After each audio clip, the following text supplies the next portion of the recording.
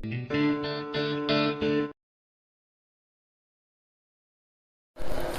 Evening, नमस्कार, राम राम। मैं Rajneesh Chaudhary RC classes में आप सभी का स्वागत करती हूँ। आज हम एक नए विषय के साथ आए हैं जो एक बहुत ही सामान्य सा विषय है, पर सभी भारतवासियों को इस विषय की जानकारी होनी चाहिए और लगभग ज़्यादातर लोगों को इसकी जानकारी होती भी है, फिर चाहे वो शिक्षक है, वो स्टूडेंट है, विद्यार्थी है या फिर भारत का कोई आम नागरिक है। हम सभी को भारत के बारे में ये मोटी सी जानकारी होनी चाहिए। आइए देख लेते हैं कि आज की क्लास में हम क्या क्या जानेंगे। सबसे पहले हम जानेंगे कि प्राचीनतम भूभाग, भारत किस प्राचीनतम भूभाग का हिस्सा है, किस महाद्वीप के अंतर्गत आता है और भारत किस महाद्वीप से अलग हुआ है, एशिया के कौन से भाग के अंतर्गत भारत आता है, किस गोलार्ध में भारत पड़ता है और प्रायद्वीपीय भारत के विषय में भी थोड़ा सा आज की क्लास में जानेंगे। आइए शुरू करते हैं आज का विषय। सबसे पहले हम देखते हैं प्राचीनतम भूभाग। जब प्राचीनतम भूभाग की बात करते हैं तो हमने अपनी पिछली क्लास में बड़े डिटेल से इस पर चर्चा की थी कि पृथ्वी किस प्रकार से प्राचीन काल में पृथ्वी किस प्रकार से थी। पहले पूरा जो स्थल मंडल था वो एक ही था। अलग अलग महाद्वीप जो वर्तमान समय में हमें दिखाई देते हैं पृथ्वी के अलग अलग भाग, वो पहले ऐसे नहीं थी। पृथ्वी कैसी थी? पूरी एक जो स्थल मंडल था वो पूरा एक जगह पर इकट्ठा था। धीरे धीरे क्या हुआ, पृथ्वी दो भागों में विभक्त हुई।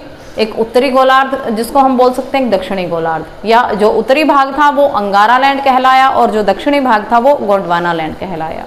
इस प्रकार से फिर धीरे धीरे समय बढ़ा, समय के अनुसार पृथ्वी के अंदर हलचल हुई और धीरे धीरे वो जो दो पार्ट थे पृथ्वी के वो और ज़्यादा भागों में विभक्त हो गए। स्थल मंडल जो है वो एक दूसरे से और दूर जाता रहा, ठीक है। और उस परिणाम स्वरूप हमारे सामने क्या आया, पृथ्वी 7 महाखंडों के रूप में बट गई, जिन 7 महाखंडों को हम 7 महाद्वीपों के रूप में वर्तमान समय में जानते हैं।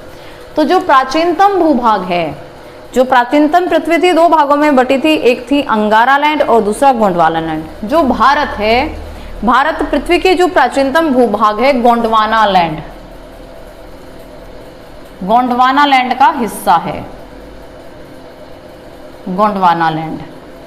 अब एक प्रश्न यहाँ आता है कि जब पृथ्वी गोंडवाना लैंड का हिस्सा है तो गोंडवाना तो नीचे वाला भाग था, ऊपर वाला था अंगारा लैंड, है ना।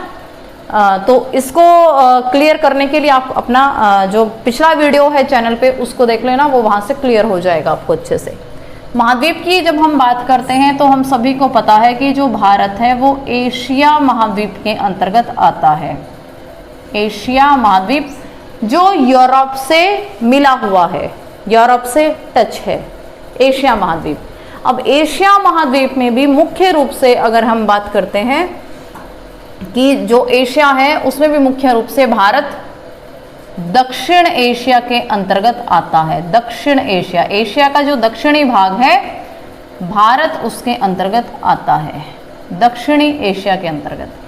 मुख्य रूप से एशिया महाद्वीप, एशिया महाद्वीप में भी अगर मुख्य रूप से बात करते हैं तो जो दक्षिण वाला एशिया है, दक्षिण एशिया, उसके अंतर्गत हमारा भारत आता है। महाद्वीप किस महाद्वीप से अलग हुआ? जब पृथ्वी के बनने की प्रक्रिया हो रही थी या महाद्वीपों के निर्माण की प्रक्रिया जब चल रही थी तो जो भारत था, प्राचीन भारत जिसकी हम बात करते हैं, वो वर्तमान समय में जो भारत है वो प्राचीन जो अफ्रीका महाद्वीप है या गोंडवाना लैंड का जो हिस्सा था उससे टूटकर ये फिर धीरे धीरे जाकर ऊपर उत्तरी गोलार्ध में या एशिया में मिल गया था। तो अगर हम कहते हैं किस तरह से प्रश्न आए कि किस महाद्वीप से टूटकर अलग हुआ, तो हमेशा याद रखना है अफ्रीका महाद्वीप से टूटकर भारत अलग हुआ है, अफ्रीका महाद्वीप। जब गोलार्ध को देखते हैं, गोलार्ध, पृथ्वी कितने गोलार्धों में बटी हुई है? पृथ्वी मुख्य रूप से ये पृथ्वी है, हमारी पृथ्वी ये इक्वेटर है जिसको हम 0 डिग्री या भूमध्य रेखा, भूमध्य रेखा, ये जो भूमध्य रेखा है ये पृथ्वी को 2 बराबर भागों में बांटने का काम करती है, ठीक है। जो इक्वेटर है ये पृथ्वी को 2 बराबर भागों में बांटने का काम करती है। तो ये जो ऊपर वाला भाग है ये कौन सा भाग है? उत्तरी गोलार्ध, 2 गोलार्धों में पृथ्वी बट गई, उत्तरी गोलार्ध। और ये जो नीचे वाला भाग है ये है दक्षिणी गोलार्ध। जब भारत को देखते हैं कि भारत किस गोलार्ध में आएगा, तो आपको पता है यहाँ पे ये यूरोप है, यहाँ पे अगर देखते हैं हम यूरोप, और यहाँ फिर इसी के साथ ये हमारा एशिया है। यानी कि जो भारत है ये भारत है, यहाँ पे ये भारत कहाँ है, या फिर उत्तरी गोलार्ध में। ठीक है, उत्तरी गोलार्ध में भारत, अगर हम कहते हैं कि किस गोलार्ध के अंतर्गत आता है, तो उत्तरी गोलार्ध में भारत आता है।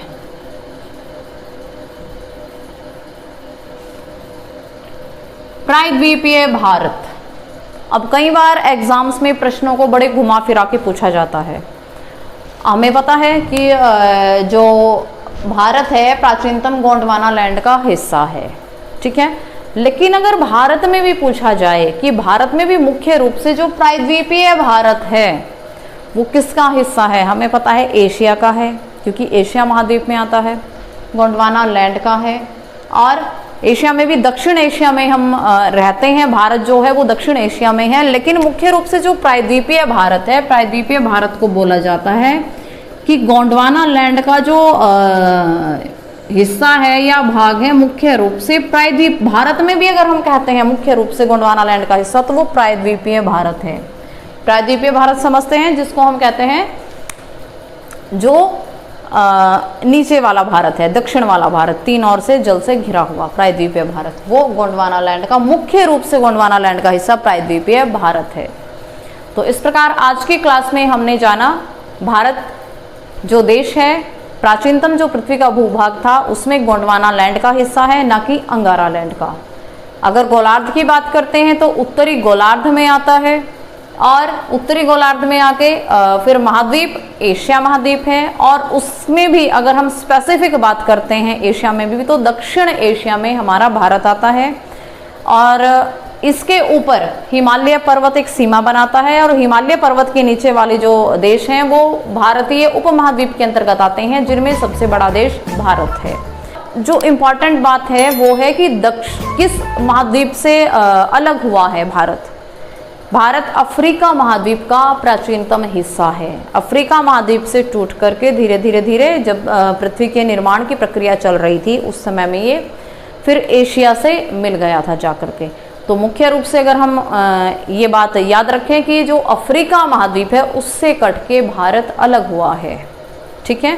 और उसमें भी जो प्रायद्वीपीय भारत है उसे गोंडवाना लैंड का हिस्सा माना जाता है, क्योंकि जो नीचे वाले दक्षिणी गोलार्ध के महाद्वीप हैं सभी गोंडवाना लैंड का हिस्सा हैं। तो इस प्रकार आज की क्लास में हमने भारत के बारे में ये मुख्य जानकारी ली। आज के लिए इतना ही। वीडियो अच्छी लगी हो तो लाइक करना, चैनल को सब्सक्राइब करना, शेयर करना। आज के लिए इतना ही। Thank you all.